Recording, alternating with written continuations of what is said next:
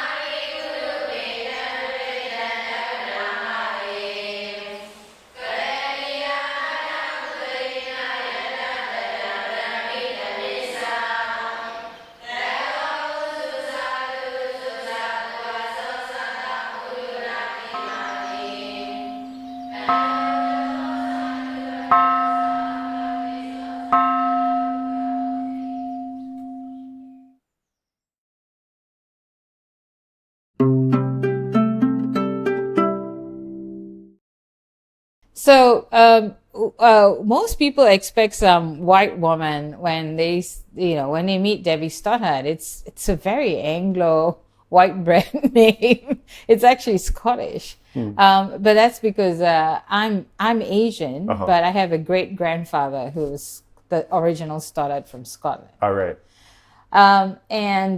So I would say that I'm a product of colonial capitalism.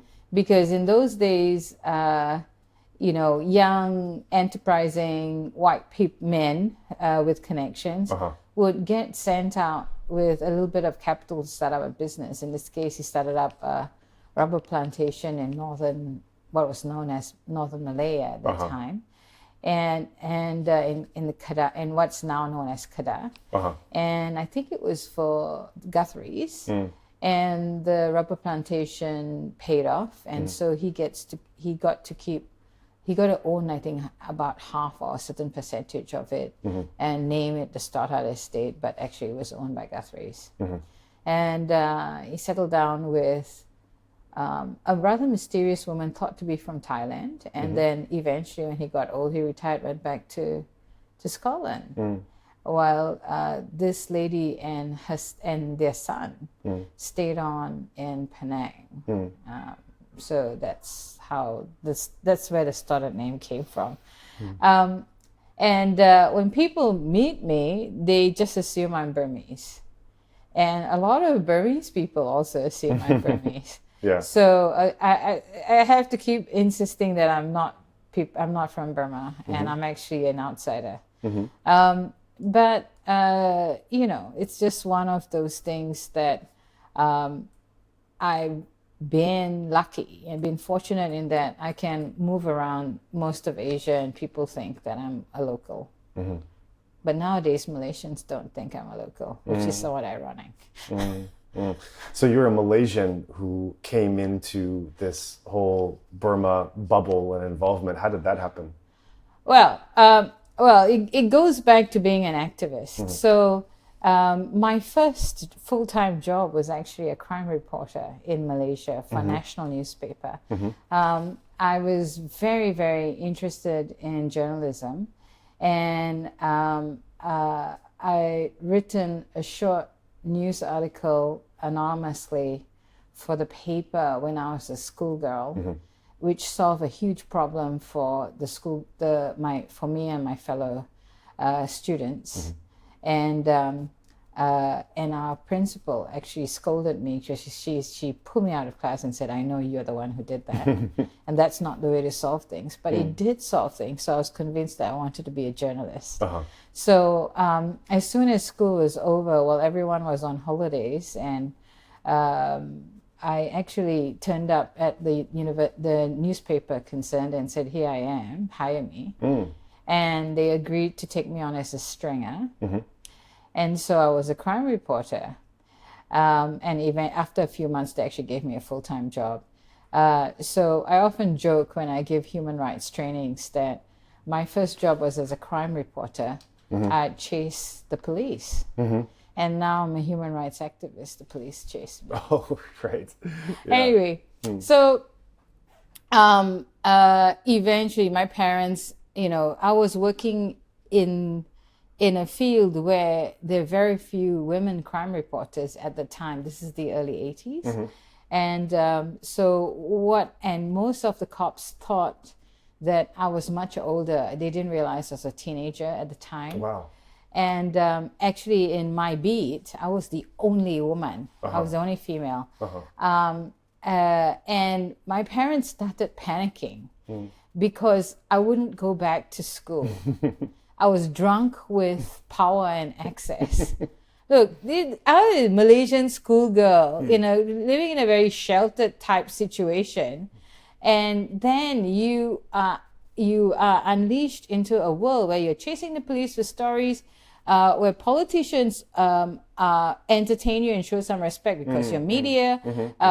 You basically know what's going on in town. You talking to the fire brigade, you're talking to the emergency to emergency workers. You're checking out the mortuary. You're just doing all these things, and so having that access and knowing what's going on is a certain degree of power. And it's quite dangerous to give that to a 17-year-old schoolgirl. So I refused to go back to school. I was quite caught up in knowing what's going on and reporting the news and seeing my byline in the paper. And my parents were panicking because they felt that I should go to university. I should have more options in my life. And they were freaking out because most of the men I was working with were old alcoholics. People who are alcoholic or, very jaded men who, so it was not really a scene that they wanted me to be in. And so after about 2 years of doing this, I realized that basically I didn't have a life. I basically was just all about my job.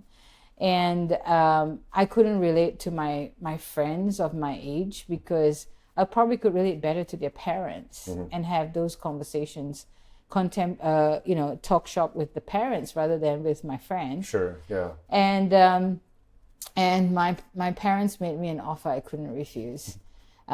They said if I went back to school, they'd pay for at least the first year of university in Australia. Okay, yeah. So I was like, okay, that's an offer that's a bit hard to refuse. And so then I went back to school. And I ended up doing the BA in Communications at what is now known as the University of Technology, Sydney. And I refused to do journalism. I actually did video production, script writing. But anyway, when I was in Australia, I teamed up with a bunch of overseas student activists from Thailand, Malaysia, Philippines, and in the region. And we ended up doing a lot of anti-racism campaigns, but we did in those days what was then known as Third World Solidarity. So if there was a flare-up, a human rights crisis or some type of crisis in an Asian country, we would go look for students from that country and say, let's do something together. What do you need? Let us do it. And eventually we had positioned ourselves at student unions in different campuses across Sydney. UTS, New South Wales University, Macquarie University, University of Sydney, at those days the main universities. So we actually had in our network between our members of our collective access to resources across various campuses to be able to throw together an instant campaign. Right. So this was around People's Power in the Philippines when Suharto was overthrown in 1998.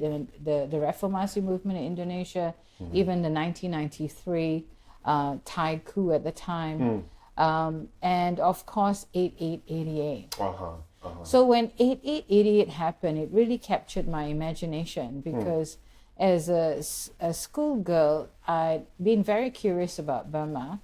I had met so many people from different parts of the world and different parts of the region, but the first time I met a Burmese was during a ship salvage. I was, so this is part of my job. I was, whenever I was, one of my beats was Port Klang, one of the biggest ports in the country. And so when there was a problem with the ship or something was happening in the port, I'd go cover it. And every time I went to the port and I visited a new vessel, I'd say, hey, are there any Burmese here? Because I knew that there were people from Burma who worked on the ships. And someone said, oh, yes, our engineer is a Burmese. I said, can I meet him? And so then they were rather bemused and introduced me to him. And this guy was quite shocked. And I said, oh, sorry, I'm a journalist, but actually personally I'm interested in Burma. So I never met a Burmese before. So I just thought, if you're I just want to say hello. And so he was a bit surprised, but for me it's like, okay, I met a Burmese. So that was your first Burmese friend that you made. He was quite like, he didn't know what to make of it. Anyway, so when 8888 happened, it seemed to be it really captured the imagination. These were students rising up against a military dictatorship. In a country, Burma, which was really mysterious but also fascinating to me. I mean, by the age of 15, I'd memorized where Pegu Yoma and Arakan Yoma was, and how the Irrawaddy and the Salween flowed. All my geography lessons basically focus on Burma. Really? Why was that? Oh, but when I was 14, 15, this is we covered Southeast Asia, so that was my country to cover. Oh, okay. So it was just kind of a random. No, I was actually quite interested in Burma. I don't know why, but I had no idea why. It was just one of those fascinating countries, right? And people said very strange things about it because it was a very closed country at that time. Yeah, it still is. Yeah. Well, yeah, and. I mean, it was really closed. I mean, it wasn't just about not being able to meet people from Burma, because Burmese people didn't freely travel at that time. They were either refugees or they were working on the ships, or they were doctors under the Colombo plan. There was no tourism. Tourism wasn't that easy between Burma and other parts of the world. And so, amongst all my friends, their relatives or their uncles or they themselves may have traveled to Europe or Australia or Thailand or wherever. But I think it was like an uncle of a friend of a friend who went to Burma and said something bizarre about it. There is that kind of mystery. So so when 8888 happened, it was so compelling. Firstly, that I had this overall curiosity about Burma, and then we had this image of students, my contemporary students like me, trying to overthrow a brutal military, was also so compelling. During 8888, I was the international students officer at the University of Technology, Sydney, at the Students Association. And I remember calling the international directory assistants and said, give me all the fax numbers you have for Rangoon University. Wow. Because I didn't know, I couldn't find anyone from Burma. And so they gave me, I think, 3 or 4 fax numbers. And in those days, fax was the fastest way of communication. So I don't know how many bills I ran out for the Students Association, sending multiple faxes to all of those, saying, we're students from Australia, we support you, get in touch, whatever. Of course, who knows who got those faxes. But, then we went and looked for students from the campus, different university campus, and we didn't find Burmese students, but we found a Burmese community, and we linked up with them. And it's the same way we linked up with Chinese students in Australia who were protesting against the massacre in Tiananmen, friends from Sri Lanka who were dealing with military and military oppression and the war in Sri Lanka and so on and so forth, Chakmas in Bangladesh, student activists in Thailand, and in 1987 a very widespread crackdown in Malaysia called Operasi Lalan, which temporarily shut down the newspaper that I had worked for, and had detained without trial 109 people, including people that I'd met through my job as a crime reporter. So I actually knew some of those people. So, so there's this whole thing of us going to university in Australia and then that being secondary to the human rights work. So that's how, of all of us, I ended up staying with the Burma community, helping out with other movements, including with Timor-Leste. But Burma was the main event for me eventually. So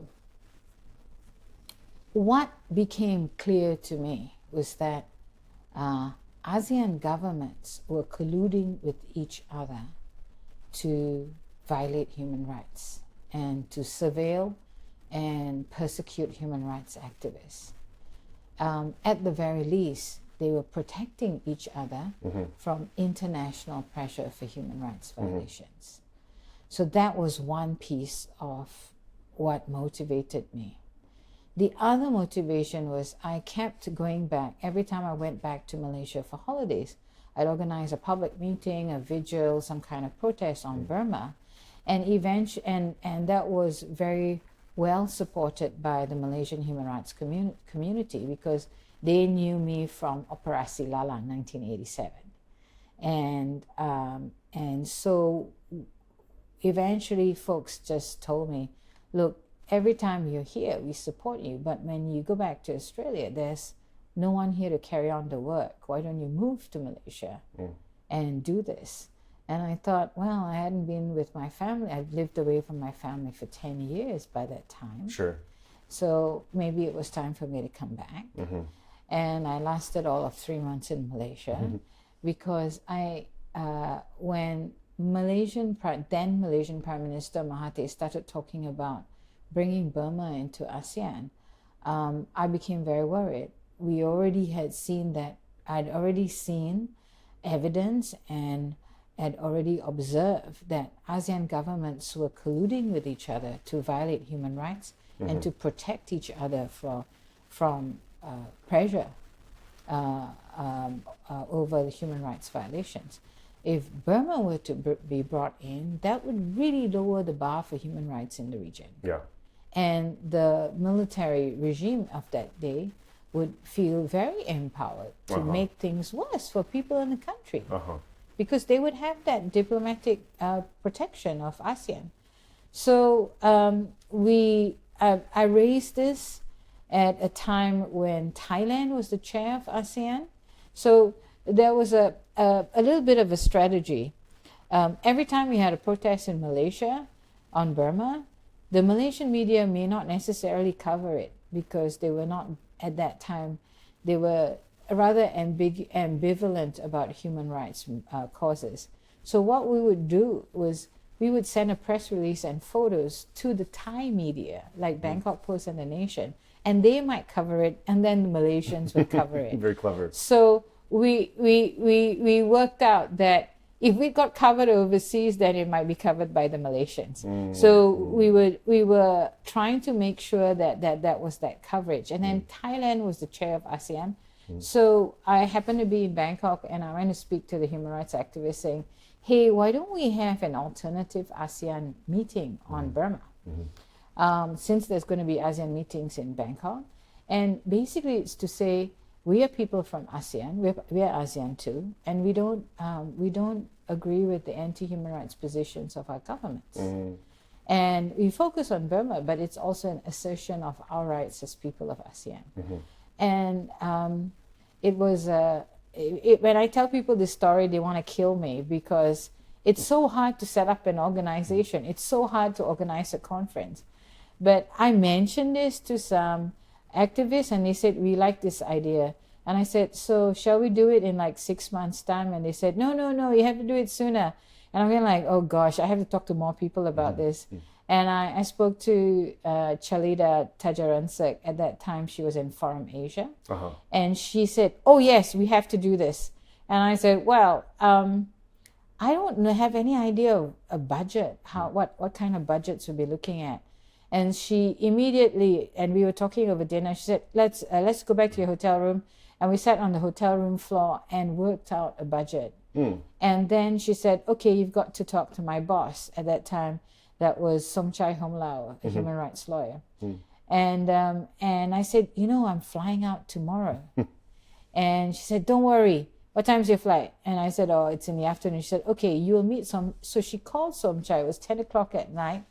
And then she said, okay, you're going to check out of this hotel and go and meet Somchai at his office with your luggage at 8 a.m. And then you'll take your taxi and go straight to the airport so you won't miss your flight. Okay, fine. So I go at next morning, 8 a.m. with our scribbled out budget. And I introduced myself to Somchai and I said, this is the idea. And he said, yes, this is a good idea. We should do it. And I said, yes. So people in the movement say we should do it in 3 months' time, which is October. But I'm a bit concerned that we need a little bit of time to fundraise. And he said, no, we can do it in October. We have the money and you can have it. Wow. I was like, what? And by some fortunate timing, because Thailand was chairing ASEAN at the time, and Forum Asia was already working with the Burma movement, they actually had allocated funds, 1996 to be the Burma campaign year, and that included an allocation for a regional meeting. But the regional meeting, which was supposed to happen early in the year, didn't happen. So they had this unspent money, and they really liked this idea of an alternative ASEAN meeting. So that's how it happened. And I had no idea how I had accidentally touched something, because I had allocated, like we anticipated bringing activists, politicians, media, people who we knew were interested from around the region. And we thought, okay, let's make it a little conference of 40 participants. And I remember us booking the room and thinking, wow, this room looks a bit big. Well, when people heard there was going to be this alternative ASEAN meeting on Burma, they found it themselves. Different embassies wanted to come. And in the end, we were just overcrowded in the room. There was barely room to move. And people stayed in the room and had these active discussions. And at the end of the 2 days, they said, that's it. We need an alternative ASEAN network on Burma. And Debbie, you're it. And I was like, huh? So at that time, I thought, okay, this is what we are going to do. We want to make Burma an ASEAN issue, because ASEAN governments kept dismissing it as a Western concern. I see. So we wanted to make this an ASEAN issue. We wanted to connect ASEAN stakeholders, movements, media, interested politicians, academia, with the Burma movement. Yeah. And basically turn people into instant Burma experts, okay, so that they felt confident speaking about it at domestic level. So I actually envisioned, since we said, okay, we're going to set this up, I was like, okay, I actually thought that it would be a good idea to design ASEAN Burma as a 2-year regional campaign. And after 2 years, I'm going back to Australia to my normal life. Yeah, so you thought. Yes.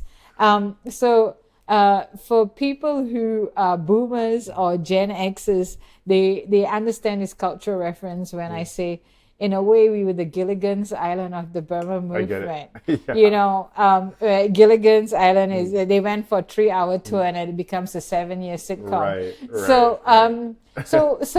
So here am I going, okay, no, we don't want to be the gatekeepers. We want to actually connect people directly, let them go off and encourage them to go off and do their own thing and come back to us if there's a problem. So then that means we would be able to facilitate much more direct connections and create the situation where there'll be more advocacy and more campaigns, because it was just me. It was a one-desk operation. There's no way I was going to be able to help run so many different side projects and other things. We wanted people to just go away and do it. So that was exciting. But then, you know, one of the things that inspired me and kept me in the movement wasn't just the students. It was this amazing story of Aung San Suu Kyi, this this non-violent activist who refused to be intimidated by the violence and the brutality of the junta. And so, you know, I just went like, okay, and I used to tease the guys in the movement saying, yeah, you keep saying Aung San Suu Kyi, like, you mean there's only one woman in your whole country, for goodness sake? You know, where are the rest of them? And so we saw at that time, Bangkok was this hub of Burma activism, but a lot of the Burma offices or ethnic offices were run by men, and the women in there, the few women that were in there were usually the daughter or the wife of the leader. And so we thought, well, we need to support women in regional and international advocacy and activism. And so since most of it, eventually we had 3 staff, including me, and we were all women, and we were all feminists. We said, okay, let's make this space for women. And so actually Somchai was really great. He said, why don't you start some kind of internship program, bring women from the border? Right. So we started with 1 woman and then with 2, and we thought, oh, it'll be good to have a Burmese woman, like from Burmese Women's Union, and a woman from an ethnic organization, so they can work together. Sure. And so I think the first was BW and Karen Women's Organization, sending women to come and work with us. And, you know, these internships eventually transformed into very structured training, in-house training programs, because the women who had the knowledge or the confidence to do a traditional internship quickly very much dried out after a while. And so we had to make sure we had some knowledge and skill building in the internship program. So to this day, it's called the internship program, but actually it's an in-house training. It's an intensive training. And we encourage the women to take all the training materials that we used with them to go and take it with them and replicate in some form in their organizations. And so eventually that grew into groups of 4 women and even 6. And these were young women. Many of them never actually lived or worked with their peers from another ethnic group in their own country. And so we were just focused on making sure that they had the confidence and the ability to do advocacy. But actually what we ended up doing was contributing to a generation of women leaders who worked across ethnic lines. And eventually, this was in 1997. And we were really pushing women's organizations and youth organizations to work across ethnic lines. And so Women's League of Burma was eventually formed and on the border, and that was at the end of 1999 and eventually a lot of the women that we trained became leaders of the Women's League of Burma. And their position on impunity was extremely inspiring. So, you know, when the attacks against the Rohingyas started in 2012, a lot of the human rights community in Burma turned a blind eye to that. But it was eventually the Karen Women's Organization leadership and a number of other women who were alumni of our program who took a stand. And we're really proud and inspired by that, because we, you know, when you start this work, you were just saying, we need to get women out there, you know, they have to be at the UN spaces, they have to be at the international and ASEAN spaces. We can't just have guys.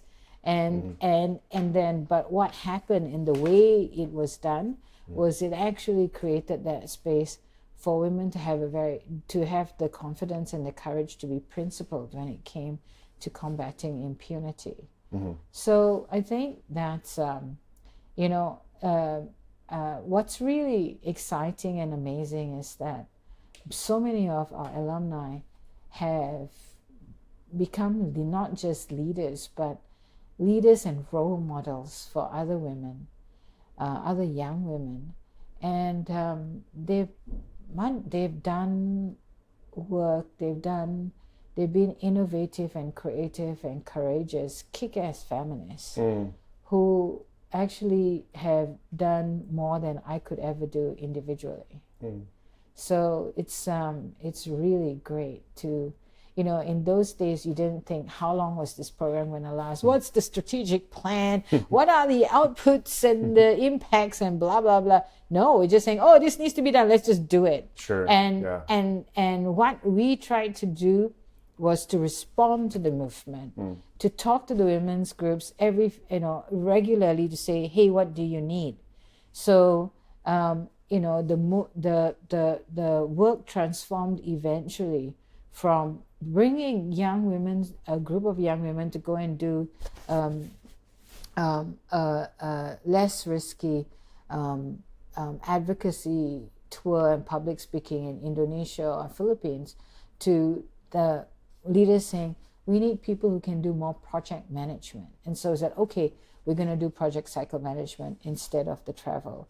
And so there was, you know, and as each generation of alumni took our work and took our training materials and replicated it in the field, then we would have to upgrade and change up our curriculum as well.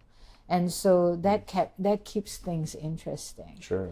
But yeah, I mean, we're really proud of the fact that our board members include alumni of our women's program. We actually are very strong on that. And so my colleagues who do the training sometimes get freaked out, and they look at me rather skeptically when I say, you know, we're not training these women just to be good activists. We're training these women to be our future bosses. And they don't get it. And I said, okay, you see these board members, this person, they are alumni of our program. So literally, they are going to be our future bosses. So we have the responsibility to make sure that they have the basis or some basic skills in terms of leadership and decision making. So, you know, when we say our focus is on not just on women's participation, but also women's leadership. So it's really amazing when alumni come up to you and say, Debbie, we need to talk to you. You know, we really need to get this thing done, and we need to get that thing done. And I remember Sisa, who was at that time leading Women's League of Burma in February 2020, saying, Debbie, come over. Are you in Rangoon? Okay, come over. Let's sit down. We need to have a meeting. I want to talk to you about something.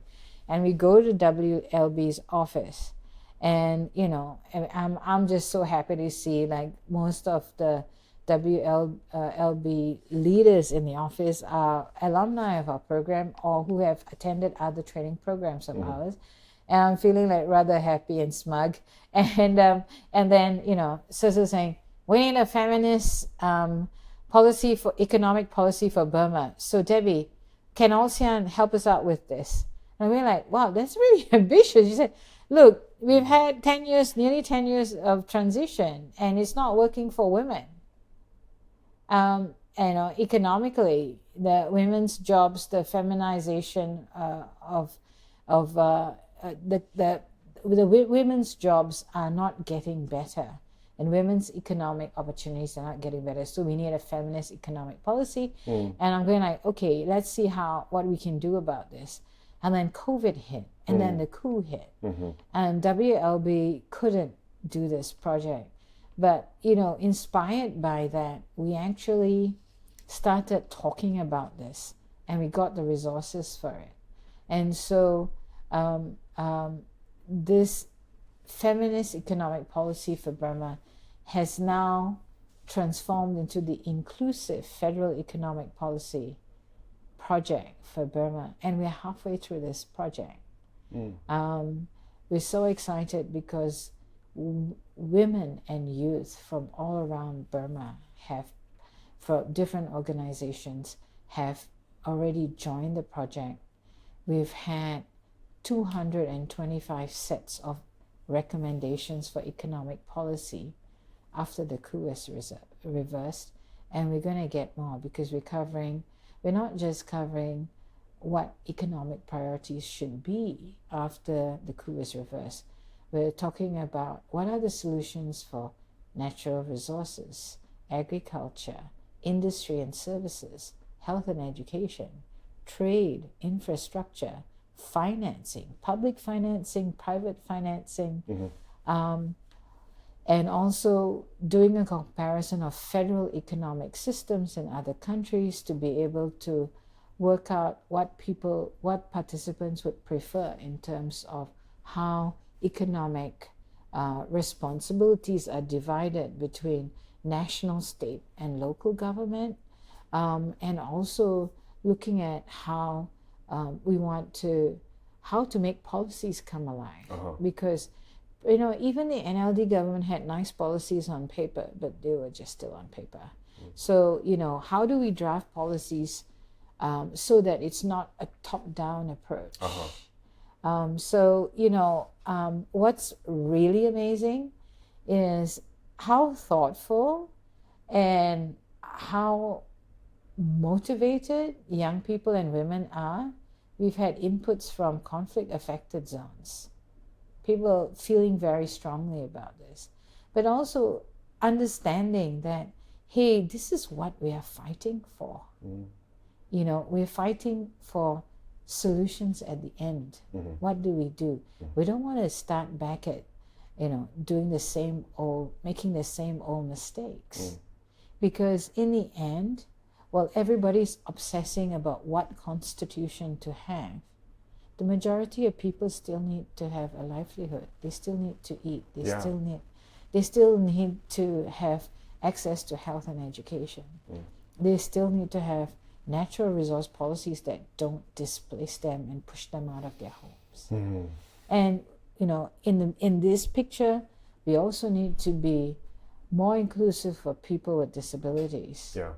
I mean, traditionally, people with disabilities in Burma have been somewhat invisibilized and marginalized, and we already know one of the impacts of all this conflict is that a lot of survivors will have some type of temporary or permanent disability, whether it's a physical one or mental one. And so we need to think about that. We need to think about climate resilience. We need to think about just transition and recognizing that care work has always been devalued. I wouldn't even say undervalued, but devalued. And how do we, if care work is devalued, then women are devalued. How do we deal with that? How do we bring equilibrium to gender? So that's really one thing that's exciting. We've got very active LGBT folks involved in this project. We've got people with disabilities involved in this project. We've got young people in conflict areas also. Somehow, the thing that really is amazing is that we have 18 partner organizations. And when we say partner organizations, this means they not just attend the workshops, but they take the training materials and they take it out in the field and do consultations and encourage other people to make recommendations. Now, there are about 12 to 15 other participating organizations. So they come to the workshops, but they don't do that post-workshop work. Out of these 18 partner organizations in January, 14 had already done the work before their deadline. In peacetime, in normal situation, that would be amazing. But in a situation of conflict and disruption and forced displacement, we are actually, it's like a miracle. But the young people involved saying, no, we're really motivated. This is what we need to talk about. This is what we need to create this future. Not just fighting for survival or fighting to overturn the military. It's actually what we are fighting for, what happens after that. And so, when we were doing the research for this project, one of the things that shocked me was the intercensus data from 2019. Men aged 34 and younger, and so males 34 and younger, and all the females in the country combined are 82% of the population. Oh, wow. Yet, a lot of these serious economic policies and decisions are made by like 0.1 older men, urban-based, probably more military, making decisions for the rest of this population. More than nearly 72% of the population is rural, and yet most of the economic policies are designed to benefit urban populations. So we already see that there is a compelling reason to talk about economics. Without inclusive economic policies that are people-centered, political transition is not going to be sustainable. That's basically the story. And if we are thinking about the future, why are we fighting this junta with everything that we've got, whether it's non-violent means or violent or with arms? The thing is that we need to be thinking about how the next generation is going to live. We can't afford a rerun of 2011 to 2021 and another coup. We really cannot afford that. So you had concerns during that transition period of what you were seeing? It's not just me. It's people like Kinoma from Progressive Voice, a whole bunch of other activists. They were saying, look, this 2008 constitution is fundamentally flawed. Right. The impunity is normalized. The military is not just economically powerful, but still politically powerful. And we need transitional justice. And there is a clause that allows coups to be held. And we were scolded not just by Asian diplomats, but also Westerners say, oh, of course, your job is to you only have work if there's a problem. So you're looking for problems. Don't be so negative. One step at a time.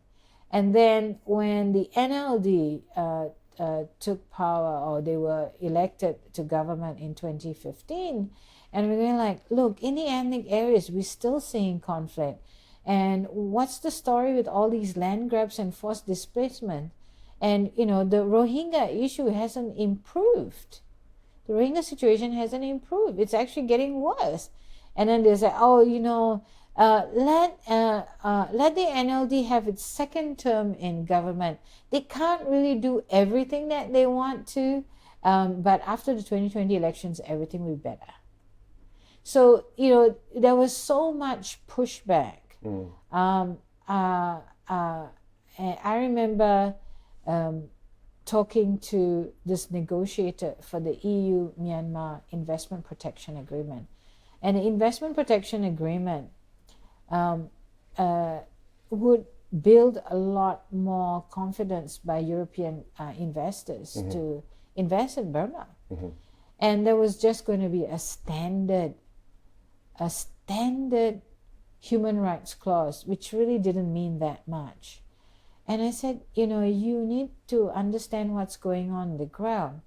And this negotiator said, oh no, it's my job to protect the interests of the EU, and this is my job, I'm negotiating this. And I'm going like, hello, excuse me, do you see the indicators here? A genocide is imminent. A genocide is imminent. And what I'm going to tell you is this. Yes, you may not give a damn about women, children, and men being massacred and subjected to serious human rights violations and genocide. If you don't care about that, at least care about your job. And your job is not just to do this agreement. Your job is to protect your department and your institution. When this genocide happens, when the shit hits the fan, the European Parliament is going to say, who the hell made this investment protection agreement? Who the hell decided to push through seeing all the indicators on the ground? So if you don't care about people dying, at least cover your own ass. You better stop this negotiation now. And I think that official totally did not expect the smiling Asian woman to be so forthright, but actually it ended up in the end they had to put a stop to everything, because the next meeting we were meeting with the more senior people a few months later, and I said, I'm really sorry, I do not like going to meetings saying I told you so. Yeah. But I told you so. Right. So you better. What else are you going to do now to prevent the military from having more access to resources? So that's the kind of stuff. Like when we do advocacy, of course, Burmese people have to be a little bit more polite. They have to play the good cop, but I'm not averse to playing the bad cop. If we have to actually speak truth to power, and sometimes people get so complacent, they don't get that sense of urgency because we're being diplomatic and polite and respectful. Sometimes we just have to yell, and we have to use some strong words so they wake up from their complacent sleep. And folks, over the years, Burmese friends, activists feel so too respectful. When they see Westerners, especially well-educated professors and so on, and they say, oh, they're being told this can't happen, or you can't do it this way, or this is not going to work. And again, but all these very well-educated experts, and like, folks, you are activists. Activists make the history that these academics have to study. Can you give an example of what you mean of something that a Western academic might say, this thing is not so possible, or putting roadblocks there that activists have then gotten around and shown? Well, this is showing my age.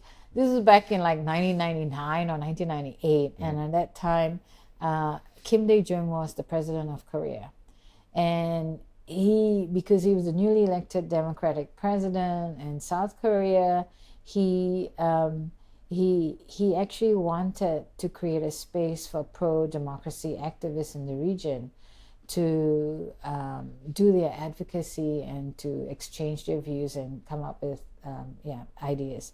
So we're in this workshop, and there's I think he's dead now,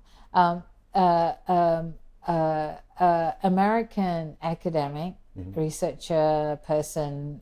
He was considered one of the gods of one of the American gods of Burma, and he from a very prestigious university, and he was saying, "Oh, I've been in Myanmar, Burma since the 60s, and let's face it, the Burmese people need some kind of authority to keep them going and keep them together. We're just gonna have to live with the military, whether we like it or not, and we just have to think about it, generational change and incremental change. Revolution is not going to be possible at all. See how they killed off those people in '88. And then Kamal Hussein, and who was also speaking on that panel, and I hadn't met him before. I didn't know who he was. He was actually the former Prime Minister of Bangladesh. And I thought, oh, is he going to support this guy or what? Like, what's he going to say? And then he said, something, that's what was said to us, in the 70s. Westerners came and told us this wasn't going to happen, and we were activists and we were too idealistic, and then 2 years later I was foreign minister. So I was like, oh yes. So even people were saying there's not going to be people in Burma are too weak and too complacent and too easily intimidated. They're not going to oppose the military. And then there was the Saffron Revolution. And the Saffron Revolution was actually also a response to the removal of fuel subsidies, which caused immense economic damage to people, to the society. So that was one thing. And then after it was so brutally put down, people said, oh, it's not going to happen again. And they were saying that Burmese people are so racist. They're never going to have any solidarity for the Rohingya. They're never going to have any solidarity for the ethnics. And, it's over. And then when the coup happened, people were saying, oh, this is going to be a few weeks of protest and then it's dead. And people will learn how to live under the junta again. I remember that. All these experts kept saying these things, and they kept being proved wrong.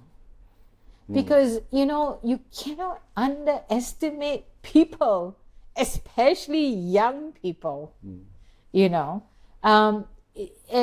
you cannot,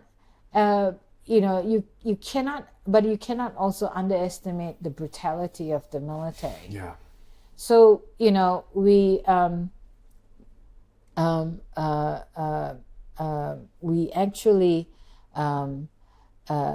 actually used to have a joke about non-violent resistance.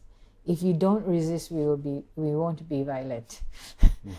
So basically, there's no such thing as non-violent resistance, because at the other side, whether you're armed or unarmed, is going to come after you anyway. And I think that was the painful realization. Because during the protests, when the coup started in February 2021, firstly, we were so amazed at how sustained and determined these protests were. People were told to stay off the streets and see what happens next. But people went out, the young people went out. The grandmothers and the aunties and the moms, banged their pots and pans. And that was something that they did. And what was also amazing was how they took advantage of sexist norms, Right. like the hanging out the tamane. Yeah.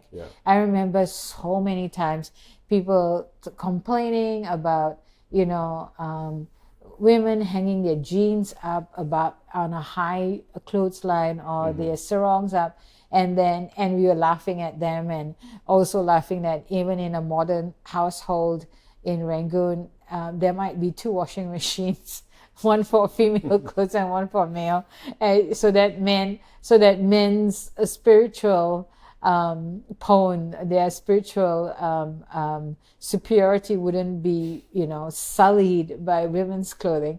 And here women were hanging their tamanes, their sarongs up on high lines across the road and across the street, so that when the police came into the neighborhood, they would have to stop and command the most junior person on the truck to go and dislodge the tamane, because nobody wanted to drive under that. Brilliant. And that strategy would have saved so many lives, giving people time to run away. Yeah. And then we started to see these amazing photos of in Karenni State, women marching, and they had bras and sanitary napkins and saying, at least these give us more support than the military ever did, and more support and more protection than the military ever did. I was like, whoa!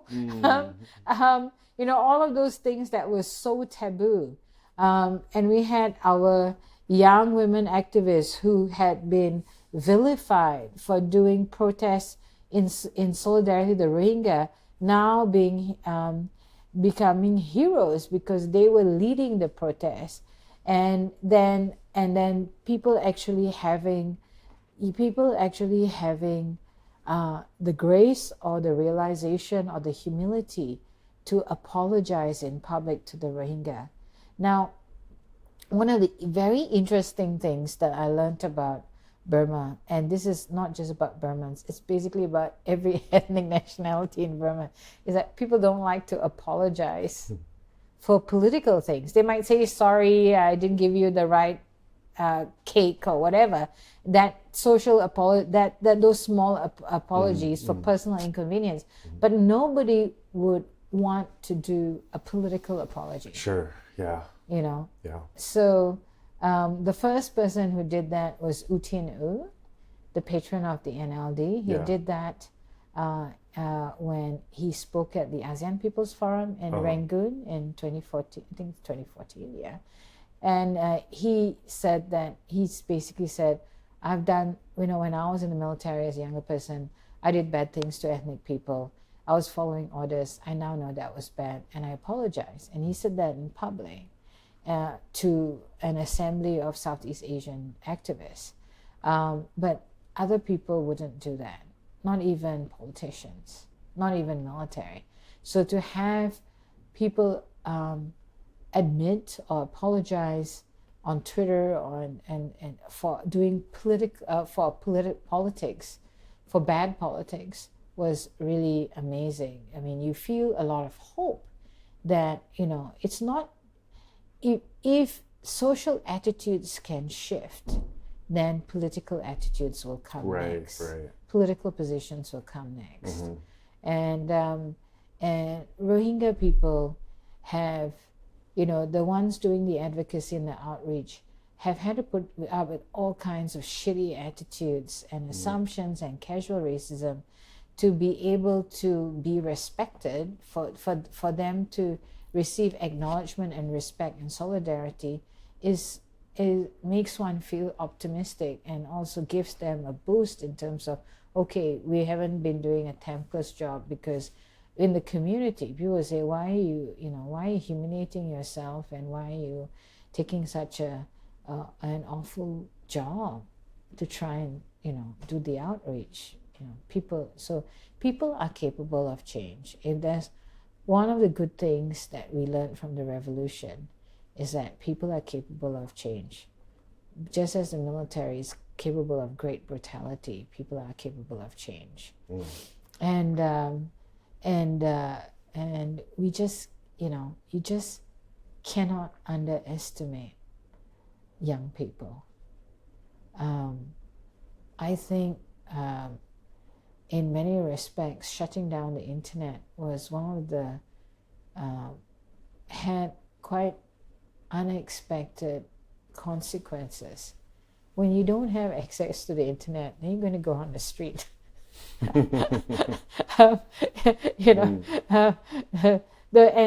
Min Aung Hlaing was so focused on Aung San Suu Kyi. Yeah. He didn't realize that this generation is more dangerous than Aung San Suu Kyi. Yeah. More potent, more powerful. Right. And less restricted in their attitudes. It's one of those things when you firstly, you cannot be a control freak when you're doing this job. You need to be a control freak about what you are doing, but you can't control others. And you're gonna have to recognize that if people are motivated, they're going to come up with solutions. I mean, yesterday I was doing a training with some young people from Northern Burma, and they asked me, how did you get involved in human rights? And, it wasn't like I woke up one morning and said, I want to be a champion for human rights and this ideal, this noble ideal. Basically, I just I became a human rights activist because I was trying to solve a problem. So I think we do need to have a more pragmatic and understanding that, yes, human rights principles are absolutely important, but we have to remember that at the center of this are human beings. We have to be human-centered in our human rights approach. Number one, because a lot of people make the mistake of being centered on the law. Secondly, I saw human rights as one of the frameworks that helped me solve problems. Like what problems? Very often problems that we encounter is about power imbalance. People not being denied access to their human rights because of power imbalance. And being able to say, hey, there are there's a Universal Declaration of Human Rights, there are these mechanisms, there are these thoughts, the things that you thought were unfair, it's actually codified. It's actually recognized under international humanitarian law. So let's go that way. And also understanding how we can use human rights as leverage in order to solve a problem. So I think that's something that's quite important. And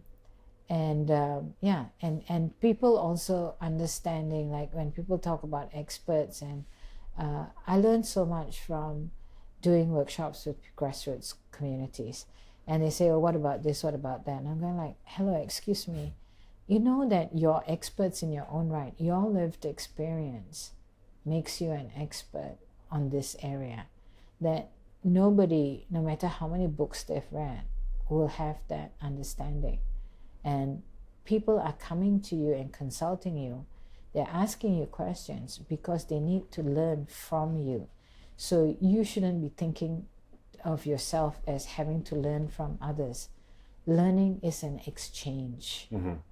We learn from each other. Every time I deliver a training, every time I facilitate a workshop, I'm learning. Yeah, of course, very much so. And so, you don't need to thank me for doing this. It's my job. I don't need thanks.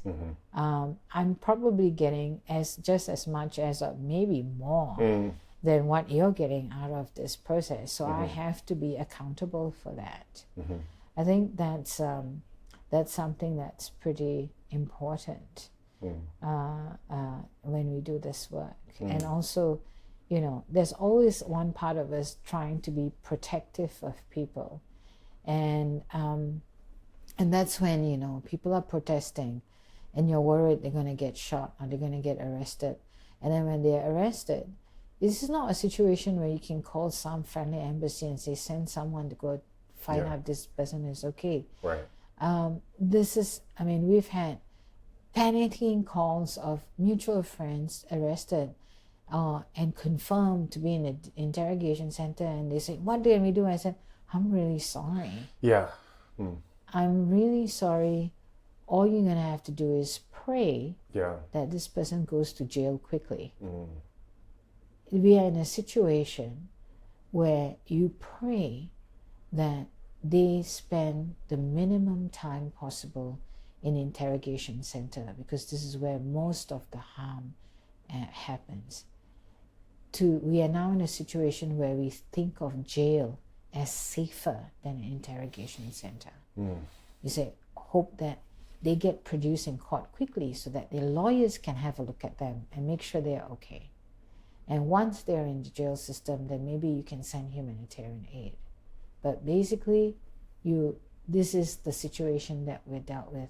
And of course, everyone's going like, oh, why did they do this and why did they do that? And, I can't tell people, you stay nonviolent. Or run away. I can't say run away. It's up to people to make those decisions. We have to respect them, their ability to make those decisions no matter how dangerous they are, because they know themselves what they want to do. And, that whole thing of wanting to protect people, saying, no, get out of there, don't do this, don't do that. We can't. This is a revolution. And fundamentally, this junta has been targeting unarmed civilians.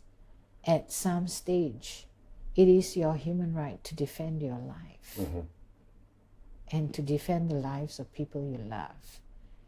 And I don't agree with that. I don't know that I would choose to do that, but I have to respect people's decision for doing that. Yeah, we have no idea how we would act if we were in that same place until we were. Exactly. Yeah. So that's the, and we have in so many ways the privilege and the luxury of stepping away, of taking a break, of calming down, taking a breath. That's not what people are facing on the ground. So that's the thing. We lost a lot of activists who moved from nonviolence to armed resistance. And every time, since 1027, Operation 1027 was launched, and we see the victories, the military victories, we know that there's a price to pay for that. But there's still something, when I hear 500 military bases destroyed in how many weeks, and we're going like, number one, we didn't realize there were that many military bases, and the other part is, okay, this is great. Why? I'm not celebrating the fact that we're getting some back or our friends are getting something back. I'm just feeling hopeful that eventually the fighting, they will win and the fighting will stop, and we can move on with rebuilding the country and the society. Because I don't want this situation to stretch out so much more that an entire generation of people is lost in armed resistance. Because once you keep fighting and that becomes your habit, if armed resistance becomes a habit for a generation of young people, then the political transformation becomes so much harder, and the social transformation becomes so much harder. Yeah, it does. Because, being able to negotiate politically, having the rule of law is necessary for a culture of peace. Of course. And, this is something that needs to happen. I think people say, oh, you're Malaysian, this is not your country. Yeah, this is not my country. But, the stakes are so high in Burma, not just for people in Burma. I think the stakes are very high for this region and internationally, because we want to be able to see transitional justice and a solution that makes the community resilient and makes the political and economic situation resilient against the recurrence of conflict, of armed conflict, and the recurrence of a military dictatorship. When you know people from Burma, regardless of their background, and you hang out with them, you work with them, you just go like, they don't deserve decades of military dictatorship. Oh, my goodness. Yeah. They definitely don't deserve this. Yeah. And we don't deserve to see our friends live like this. Yeah, it's hard. It's hard, and so this is why, for me, human rights is one of the ways in which we can solve this problem. Other people have other ways, but for me, doing the human rights work and also supporting the growth of feminism is important. I want to come back to the statement you said to kick off this interview. When people meet you, they are often surprised that by your name, you're not a white woman. And you reference how you're in a field of activism that is dominated by men or by Western men or Western women, but you're somewhat of an outlier in that. And so I want to ask what coming from your background as an Asian woman into this battle and into this activism, how do you feel that you're approaching it differently, doing things differently, seeing it in a divergent way than perhaps the other types of people that are coming into it from their backgrounds? Well, at this point, when I started back in the early 80s, the scene was very different. And we've seen the growth of human rights communities in the region, and there are so many Asian human rights activists. So, I'm very much part of the community. And then what we've seen also is the growth of a generation of people who've used the online space for activism, like the Milk Tea Alliance, who operates in very different ways. So I think it's hard to talk about the difference in some ways, and in other ways, it is easy because, after a few years of doing this, you really start to question how much of our human rights perspectives are colonized. If we need to support voices from affected communities. We need to, and we need to facilitate that. And we need to actually privilege that. Because often in human rights spaces, and I work in business and human rights, they bring people from affected communities from the ground. And what they want them to talk about is their personal experiences. And then we use that as the case study.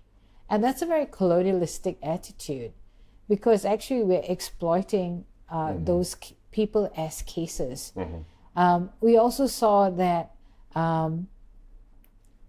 there's this tendency to overlook that the affected community and activists and people who are affected from the affected community must be the source of the solution. We can't assume that the solution will come from some Western human rights organization.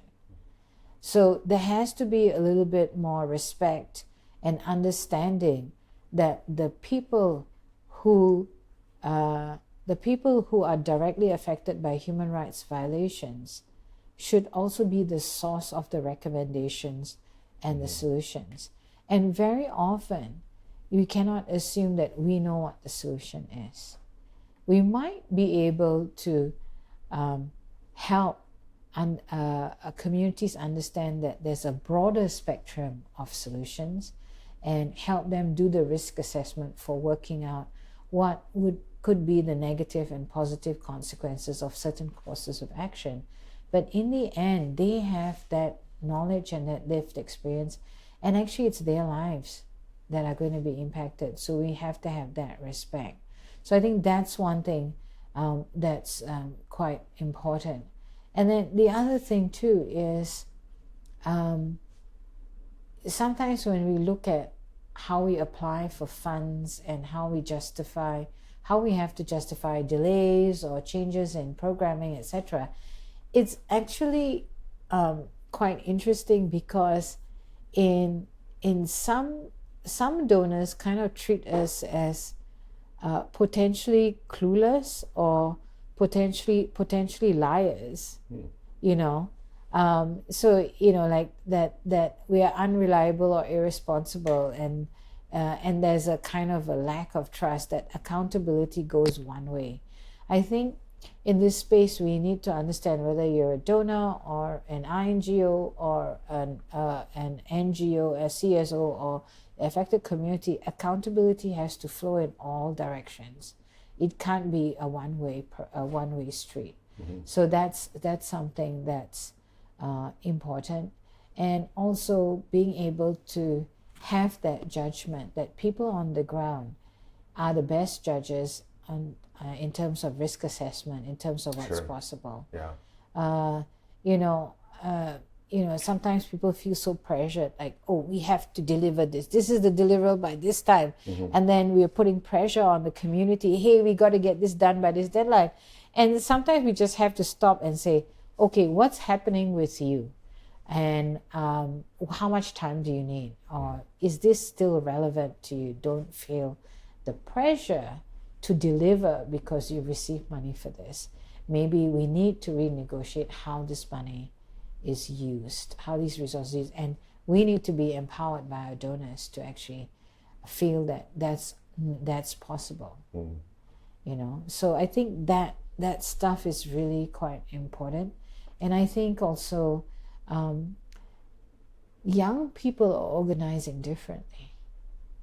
So what happened after the coup started was that if you're a young person, you might, from an ethnic area, you might join the existing ethnic group that's working on this issue.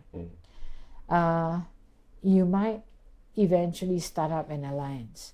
But a lot of urban young people from different backgrounds, they don't want to form organizations. They want to do their own thing, but as part of a loose network. And this is very much mirroring what the Milk Tea Alliance does. So, it's not, oh, you must do this, this is our plan, and, It's actually something, if those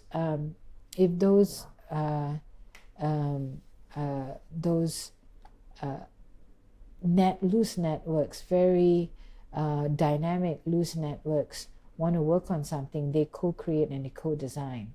And then we have to respect their process and how they deliver. But very often we just can't cope with difference. I mean, I was in a meeting a few weeks ago, and someone said something that was really that really provoked me, and it's the assumption that bigger is better, that somehow organizations need to grow in order to justify themselves, and also longevity. That, and I'm saying this ironically because ASEAN is it's going to be 28 years old this year, but longevity is should not necessarily be the metric. We can't have, we're not multinational corporations. We shouldn't be taking that colonialistic, capitalistic view or approach. Bigger is not necessarily better, and longevity is not necessarily should not necessarily be one of our goals. I'm lucky because in so many ways ASEAN's been able to reinvent itself every few years, because we try to be as responsive as much as possible to circumstances on the ground and what movements need. And that's because we're a small organization. If we are a big organization with huge amount of resources, then it makes us less agile.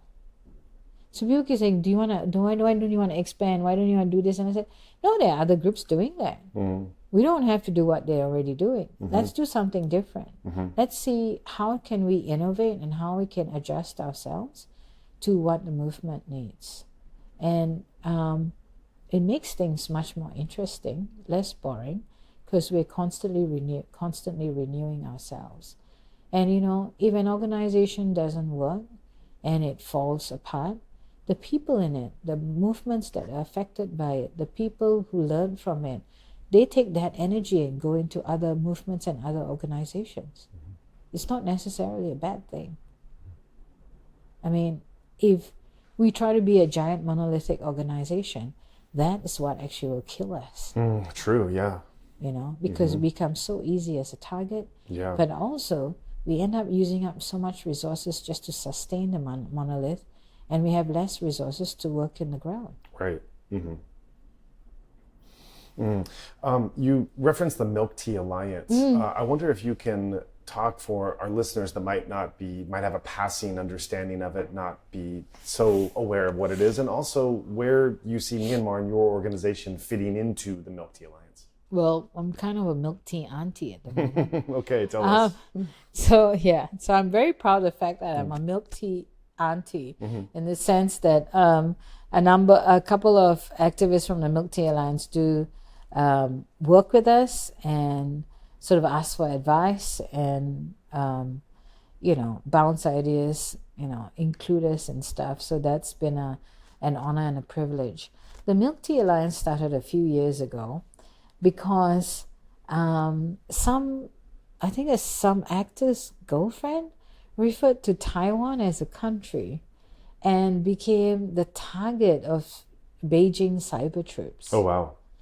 And then various other activists went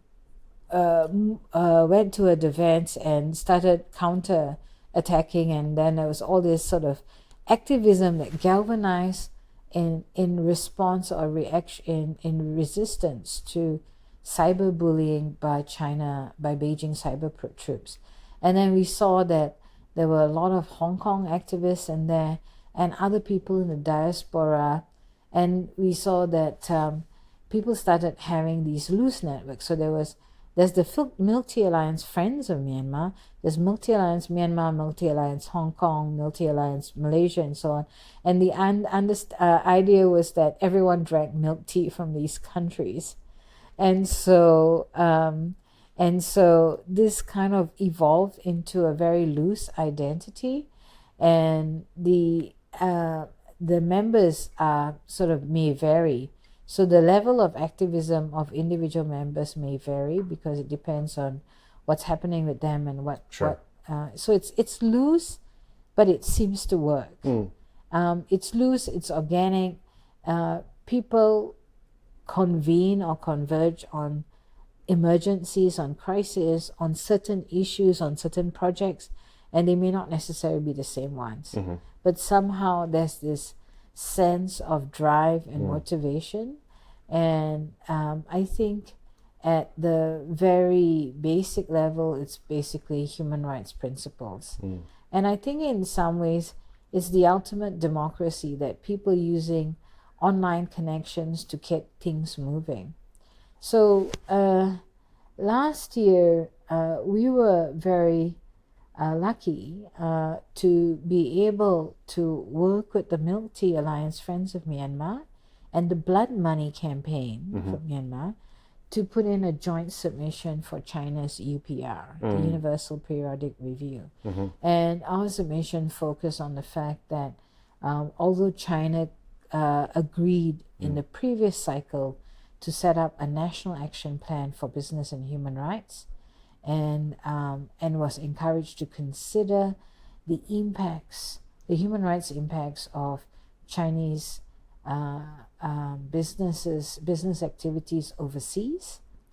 They still hadn't done that, and in fact, in Burma, they had been working against conflict sensitivity principles of the UN Guiding Principles of Business and Human Rights.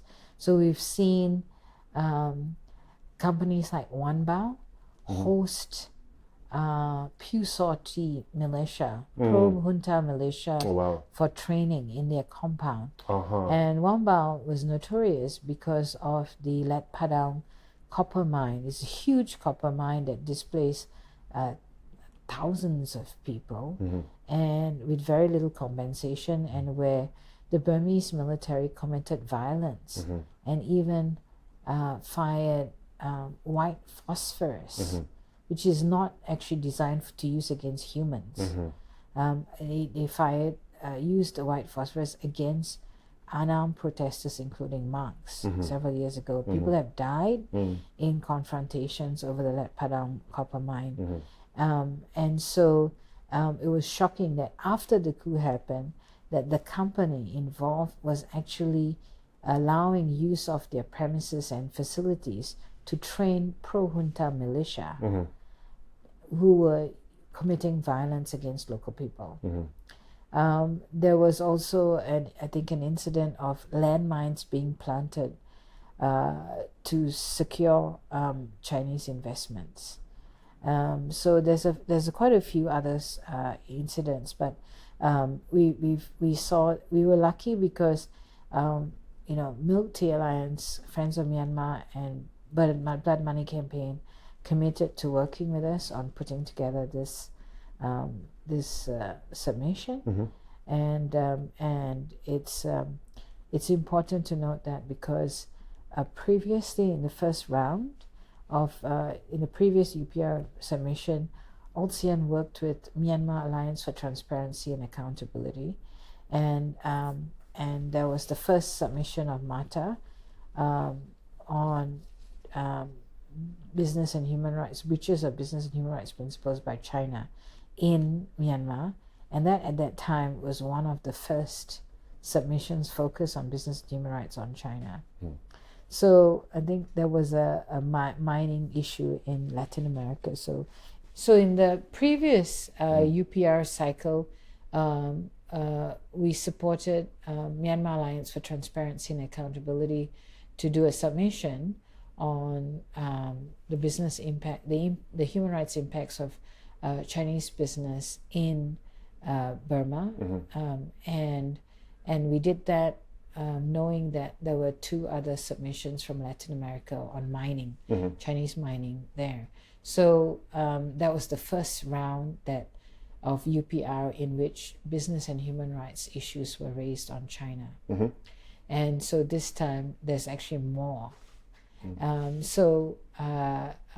think community in Indonesia and community in Philippines also put in a submission on China's the human rights impact of China's investments there. So it contributes to this consciousness or to this understanding that it might not be earth-shattering change, but people feeling empowered and courageous enough to put in an official complaint into the UN system against China's investments is important, because for communities who are being told you don't matter, to be able to see their complaint in writing in the system is important. And see solidarity. Yeah, they see solidarity, but they also feel validated that that they are being acknowledged. You also referenced a little while ago this growth of feminism, or your words, that it's been exciting in Myanmar to see this growth of feminism. And so I wonder if you can, and because you have this institutional history of having looked back at Myanmar through the 80s and then certainly through the 90s when you became much more involved, if you can take us through your personal view and involvement of what you saw of how the shape that feminism was taking in those earlier decades, if at all, and then in your words, the growth, how the genesis of how it came about and what form you're seeing today. Okay. I think, when we talk about decolonization, we need to recognize that women in Burma had a lot more agency than we recognize. Yeah. And there are writings of Western evangelists and colonialists complaining of being a little shocked that women were owning property and running businesses and sitting around smoking in public in Burma when the colonials first arrived. They were quite shocked that women had so much relative freedom. And in the 60s and 70s, in Western universities where women traditionally were enrolled in arts and education and nursing, there were women leading law faculties and medical faculties. I think the medical faculty in Mandalay was led by a woman. And there were also women lawyers leading law faculties at a time where that they were kind of invisible or very much in a minority in those spaces in the Western world, in Western academia. I think one of the older aunties I met was saying, "Oh, we were really surprised. Why are these Western people wanting to study under me?" They had no idea. They had assumed that these academic institutions around the world, in the Western world, probably had more women leaders than them. And this was not the case. Even Aung San Suu Kyi's mother, Daw Kien Chi, was ambassador to India. Right. And ambassador to India, the largest neighboring country, and at that time, in an era where I think there were very few, if not only one, if I'm not mistaken, very few women ambassadors even in the U.S. Diplomatic service. I think Shirley Temple was ambassador to one of the smaller African countries, if I'm not mistaken. But that understanding that women, I knew aunties who were senior lawyers in the Attorney General's department. This is we're talking about 60s and 70s. We had women very strong out there in public life. Women were being given government scholarships to do their PhDs and masters overseas, and their families were funded to go and travel to move with them. So it was kind of normal. But what we need to recognize is that that was partly because class was a stronger determinant than gender. Whereas in the Western world, gender was a stronger determinant than class. So if you were middle class and elite class women in Burma, you basically could go anywhere and do anything. So this is something that's quite important to understand. And colonialization and militarization really eroded the role of women. So you could see, what I saw was, when I became connected to the Burmese community in the late 80s and early 90s, there was a huge gap between women who were adults in the 50s and 60s compared to women who became adults in the 80s and 90s. Huge. It was like they were not even from the same country. Oh, really?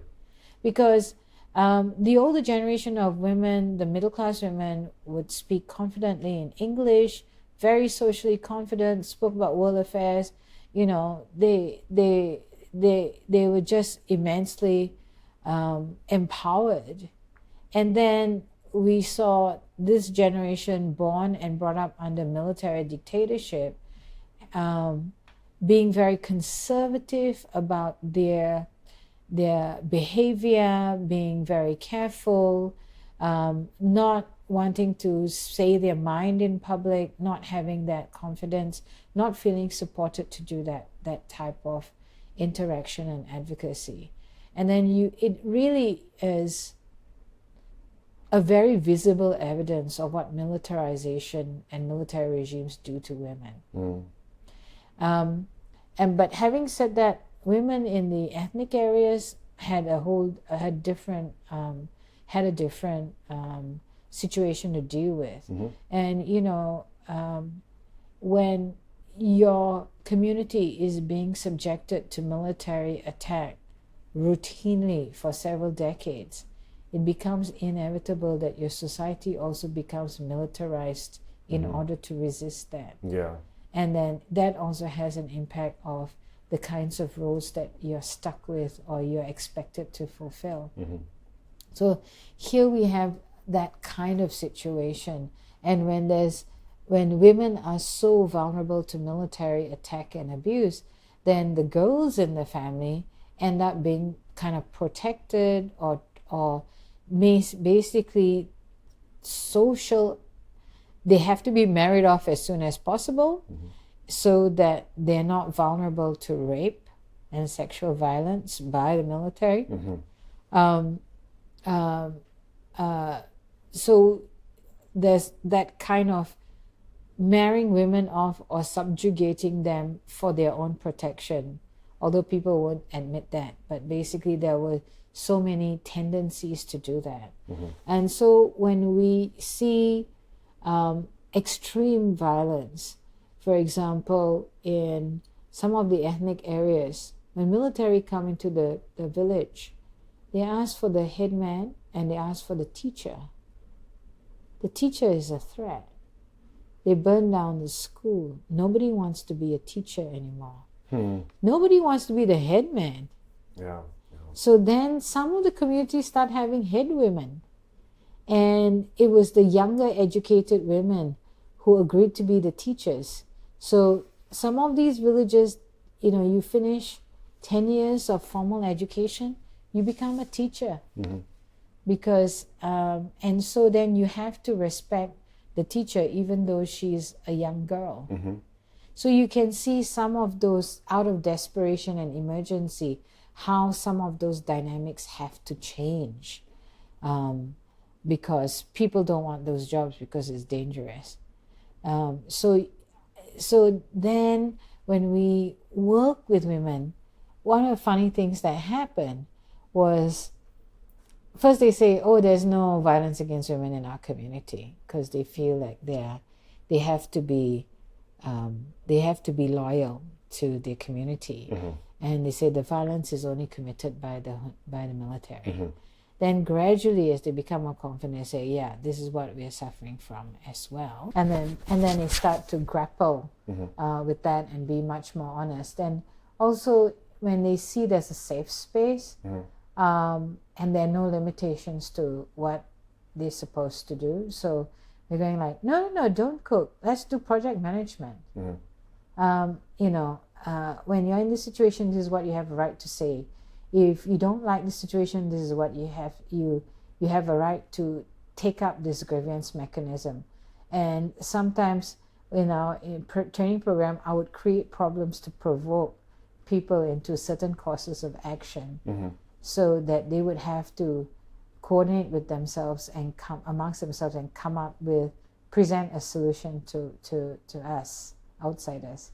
So those kinds of things happen. And then we start to see, actually, we don't have to give that much training. We just have to give opportunity. If you create the opportunity and the space, they will inevitably do something with it. So we saw that one of the groups of women that we were working with said, rape is a problem. Rape and sexual violence is a problem in our community. We want to do a project, a mini advocacy on that. And so I said, okay, let's do it. What's your approach? And then do some analysis and research. And then they realized that all the anti-rape strategies in Burma is basically putting the responsibility on women to avoid situations where they may be vulnerable to rape. Like don't go out alone at night, right. This, that, and the other. And then, so then I said, okay, what's wrong with this picture and how can you do it differently? And then they realized that the way to stop rape is to actually get men not to rape. Makes sense. It seems so obvious, but nobody had taken that role. So they actually made a mini advocacy project called Men Can Stop Rape, and trying to make men into anti-rape allies and encourage men to publicly oppose rape, because rape is not a women's issue. And they even got U Tin U, the patron of the NLD, who's a former military general himself, to hold up a little mini poster that said "Men Can Stop Rape." So they did those kinds of things. In 2010, the group of women that we were working with wanted to oppose the 2010 election because they didn't see that it was a guarantee to stop the human rights violations against communities. And especially since the NLD and other ethnic nationalities were banned ethnic parties were banned from participating in the 2010 election. And so, they said, we want to do something against this. And I said, okay, what do you want to do? And let's do a risk assessment. So they came up with all of these different ideas, and then they realized that some of those ideas might not work because people were still very afraid. And they came up on the idea that perhaps they have to do anti-election jokes. Firstly, because when people laugh, they feel less afraid. But also a good joke, if the good joke is good, people remember it and tell it to their friends. So you didn't have to actually pass around leaflets or anything. You just spread the joke. And so they had to, it was a group of, I think, 6 women, and they had to workshop. They came up with 12 jokes. And I was really quite amazed because a lot of people don't realize how difficult it is to write jokes. There's actually, like when you look at American or Western entertainment, there's actually teams of people, of very experienced, knowledgeable people who write jokes for, TV anchors and so on. Right. And here are these women who were so humble, say, "Oh, we don't really know much," and they came out with all these jokes. And so then I'd say, "Oh, this wasn't very funny," and they said, "No, it's really funny in Burmese." And then I have to bring in a Burmese friend, and they said, So in the end, and we talked about how we have to link jokes with the daily concerns of people. So they actually came up with quite a few jokes. I thought 5 good jokes or 3 or 5 good jokes would be good, but they actually came up with I think 10 or 12 very sound jokes. And the Burmese radio started broadcasting those jokes. So and that kind of inspired other women in WLB's network to make their own joke videos. And, this is interesting because traditionally in public, comedians were men in Burma. That's right. Yeah, so women were taking back the laughing space. So, sometimes we have to, we have to be no holds barred on this and not tell people how difficult doing this is going to be. We just say, okay, run with it, see where you can go. And it's been such a privilege to be able to provide those spaces for women to do that. Because, they always say feminists don't have a sense of humor. So this is... So we have to break that. That's breaking it that's shattering a glass ceiling in a pretty profound way, for sure. Yeah. So I have one last question for you, and that's, I know that looking in the post-coup environment and even the transition period and such, one of the areas of focus that you and your organization has really looked at has been this issue of ethical business. And this has been controversial in some quarters in terms of how it's been promoted by other parties, and you've alluded to that previous in the interview. And so I wonder if you can talk about your vision of what an ethical business is, as well as how it's been defined by other parties, perhaps in some problematic ways that you've pushed back on. I think business and human rights space has been kind of captured by corporations and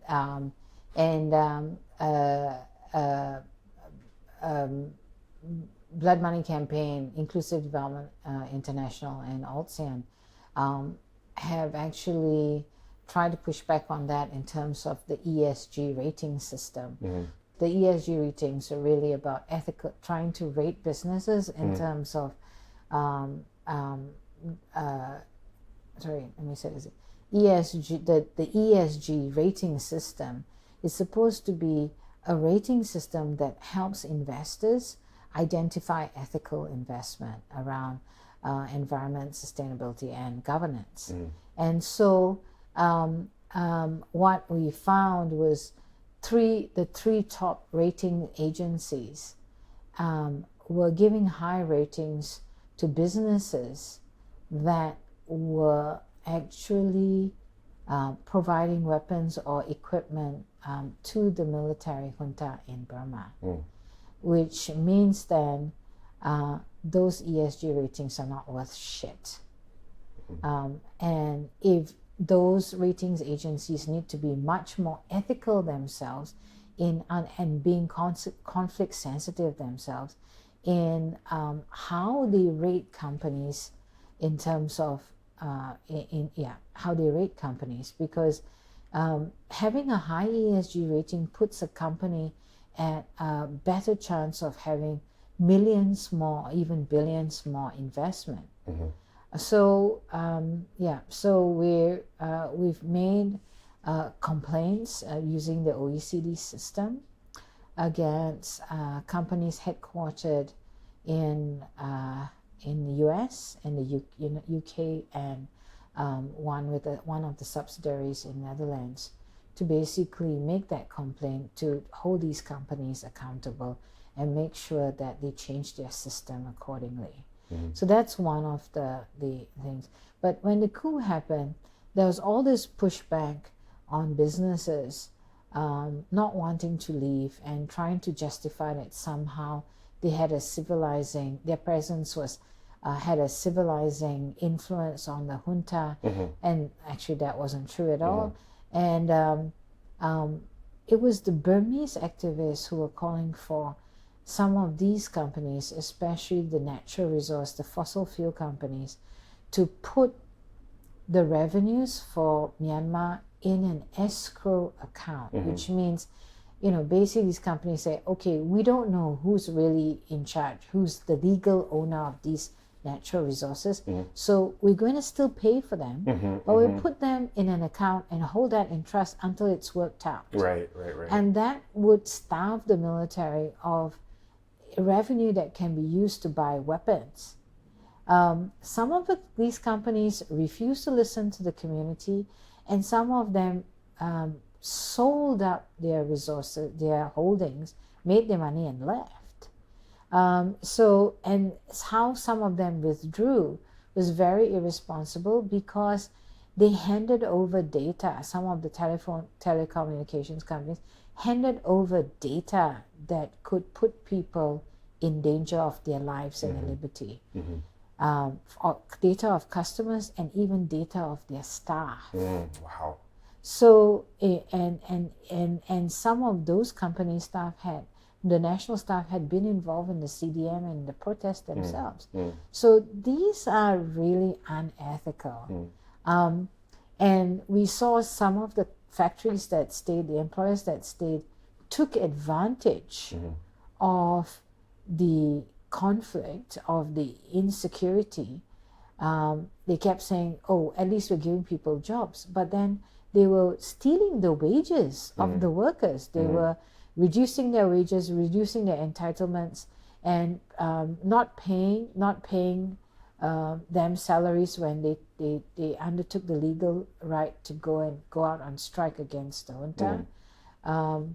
People who were killed or disappeared or arrested, workers, they there hasn't been any system to ensure that their families get the wages that are due. So I think, we do need to understand, and this is very clearly stated I think it was 2021 or 2022, in less than a year since the coup started, the UN Working Group on Business and Human Rights did a whole bunch of consultations, and they said if companies are unable to comply with the principles in the UN Guiding Principles on Business and Human Rights, then they have no business being in Myanmar. So that's something that we need to understand. And what we've seen instead is Australian companies continuing to mine in conflict areas. Amazing. So, it's not, I'm not going to single out, Chinese companies. In one case, when the workers came back from their protest, a general strike, and they came to collect their salary, they realized that they'd been shortchanged, and they demanded an explanation. And this was a Chinese shoe factory in Langtaya, and they called the police on these workers, and the police came and shot 7 people dead. So you go like, yes, people need jobs. Of course they need jobs, but the way this economy is being so severely mismanaged, number one, investors don't want to come in. What are you doing? Why are you still in the country? And if you're in the country, why are you still giving revenues to the junta? Why are you not protecting your workers?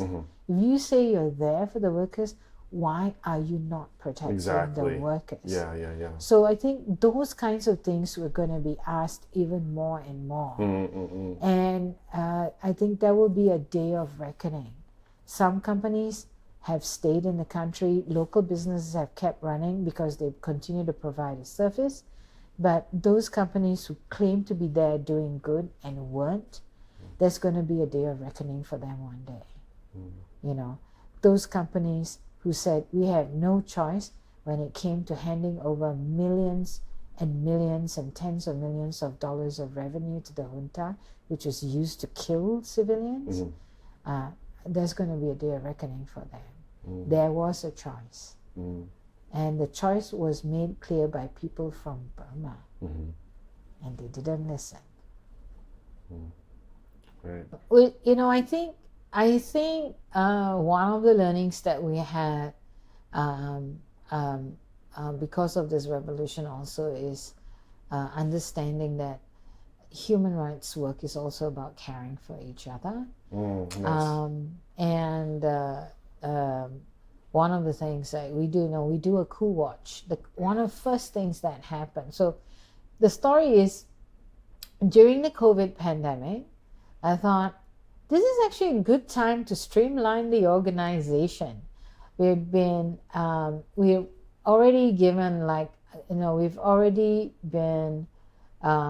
we've already facilitated or delivered over 180 advocacy workshops in more than 20-something years.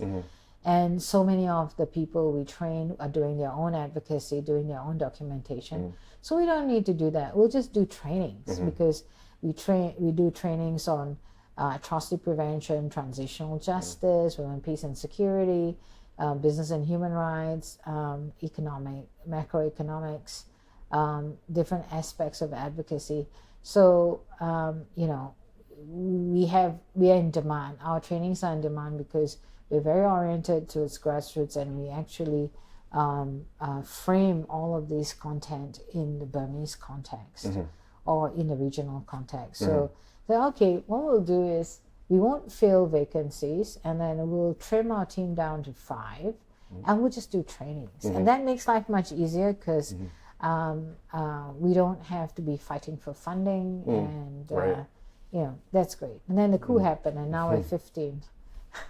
So one of the things that happened was, oh my God, the coup, a lot of our friends who are doing the advocacy were going underground, or they couldn't do the documentation anymore. So many things were happening. So we just thought, okay, we have to do this coup watch. So one of our intrepid colleagues said, okay, we're going to do a coup watch. And then after about a year of doing this, he ran away. But other people came back and helped out. But because the number of reports coming out a month can be up, they can be up to 500 news articles a month. Sure. So sifting through that, summarizing, cross-referencing, and putting that in a coup watch so that people can have a national overview and have an overview not just of what the junta is doing, what resistance is doing, where the economic and business, what's happening in economics and business, COVID, health and education, women, what's happening with Rohingya, what are the different international responses, to be able to condense that into a monthly briefer. So we've been doing that since the coup started, and we're doing that in solidarity with several organizations, and coming out with occasional briefers, and then also stepping up our training game, to basically stepping up our trainings to be more oriented to what people need in terms of what's happening now and what they want to have happening in the future. So all of that is happening. And then understanding that, hey, if we're going through 500 news articles a month, and about 300 about them is about human rights atrocities and conflict, then we need to encourage people to ask for help if they need it, and we need to actually divide the burden so that,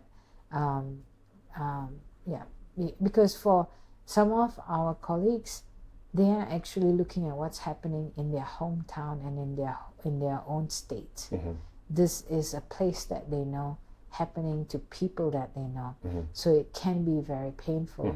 But folks are also very motivated because they feel empowered that they're doing something about it. So, trying to balance that and seeing how many of our friends were killed or were tortured and jailed, and understanding that we are also hurt by that. I think we need to move from self-care to mutual care. We can't have self-care at the expense of others' other people's well-being. We need to have collective care, and that's something that has to be, I think, already part of how we do our work. That's one big lesson that we've learned since this coup started. Great. Thank you for sharing that, and thank you for all your time here. You're welcome.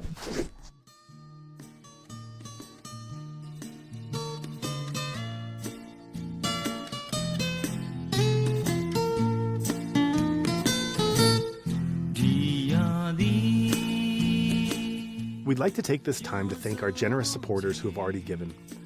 We simply could not continue to provide you with this content and information without the wonderful support of generous donors, listeners, and friends like you. Each episode helps in providing access to one more voice, one more perspective, one more insight. Every donation of any size is greatly appreciated and helps us continue this mission. We greatly appreciate your generosity, which allows us to maintain this platform. Thank you. If you would like to join in our mission to support those in Myanmar who are being impacted by the military coup, we welcome your contribution in any form, currency, or transfer method. Your donation will go on to support a wide range of humanitarian and media missions, aiding those local communities who need it most. Donations are directed to such causes as the Civil Disobedience Movement, CDM, families of deceased victims, internally displaced person IDP camps, food for impoverished communities, military defection campaigns, undercover journalists, refugee camps, monasteries and nunneries, education initiatives, the purchasing of protective equipment and medical supplies, COVID relief, and more. We also make sure that our donation fund supports a diverse range of religious and ethnic groups across the country. We invite you to visit our website to learn more about past projects as well as upcoming needs. You can give a general donation or earmark your contribution to a specific activity or project you would like to support, perhaps even something you heard about in this very episode. All of this humanitarian work is carried out by our nonprofit mission, Better Burma. Any donation you give on our Insight Myanmar website is directed towards this fund. Alternatively, you can also visit the Better Burma website, betterburma.org, and donate directly there. In either case, your donation goes to the same cause, and both websites accept credit card. You can also give via PayPal by going to paypal.me/betterburma. Additionally, we can take donations through Patreon, Venmo, GoFundMe, and Cash App. Simply search Better Burma on each platform and you'll find our account. You can also visit either website for specific links to these respective accounts or email us at info@betterburma.org. That's Better Burma, one word, spelled BETTERBURMA.org. If you would like to give in another way, please contact us. We also invite you to check out our range of handicrafts that are sourced from vulnerable artisan communities across Myanmar, available at alokacrafts.com. Any purchase will not only support these artisan communities, but also our nonprofit's wider mission. That's Aloka Crafts, spelled ALOKACRAFTS, one word, alokacrafts.com. Thank you so much for your kind consideration and support.